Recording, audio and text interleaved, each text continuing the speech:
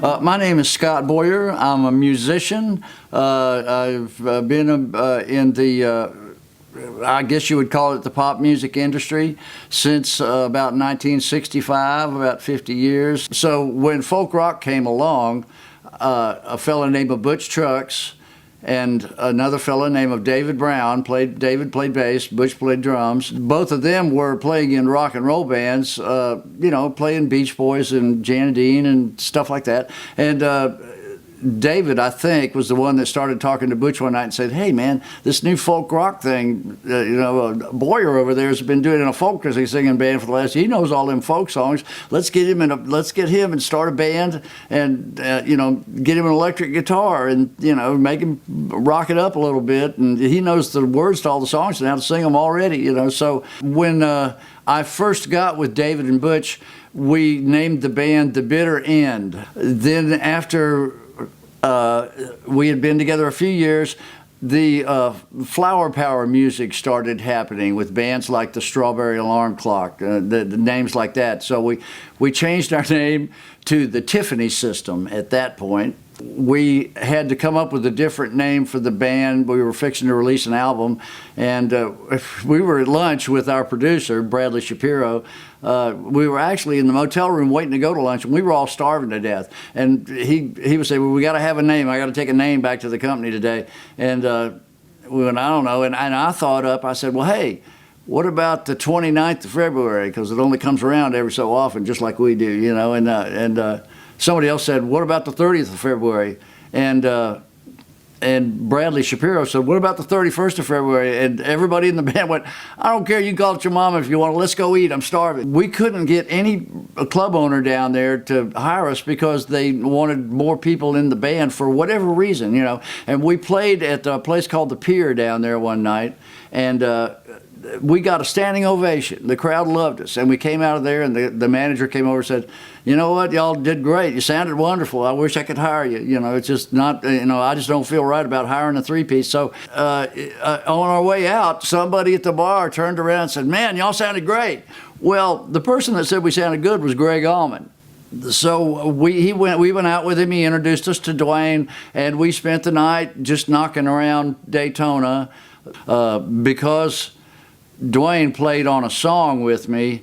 It got some attention that it never would have gotten had that not been the way things went down.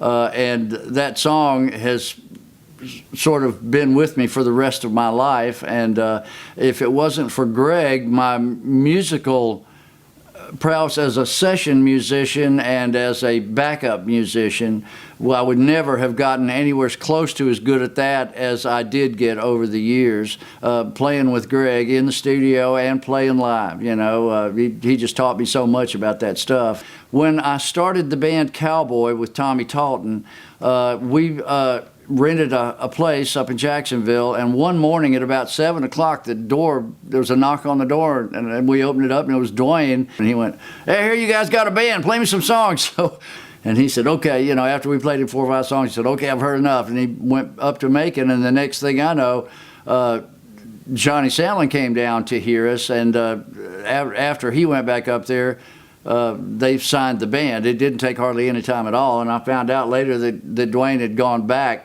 up there and told Phil Walden that he was going to sign us and put out a record on us, you know. We have never really put out, there's never been a song put out that we wrote together, but we tossed ideas back and forth when Greg and Dwayne were in the 31st of February.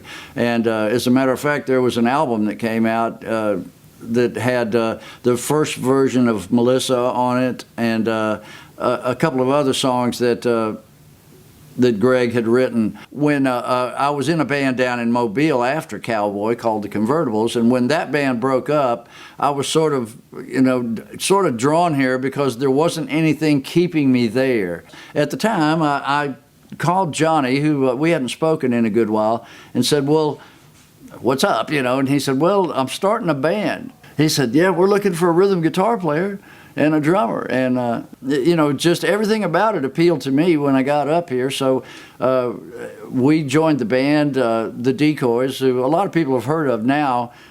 if you want, I'll tell you how I wrote "Please Be With Me."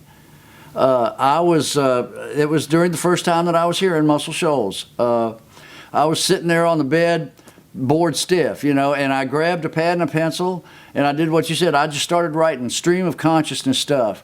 And in about 15 minutes, I looked down and I'd written 10 verses and about 3 choruses, and nothing rhymed and nothing made any sense. So I looked at what I had written and I said, well, I can take the second line from the first verse and put it with the fourth line in the 7th verse, because they rhymed. Not that they made any sense, but they rhymed. And I put together 3 verses and a chorus that way. And I threw the pad down, rolled over, and went to sleep.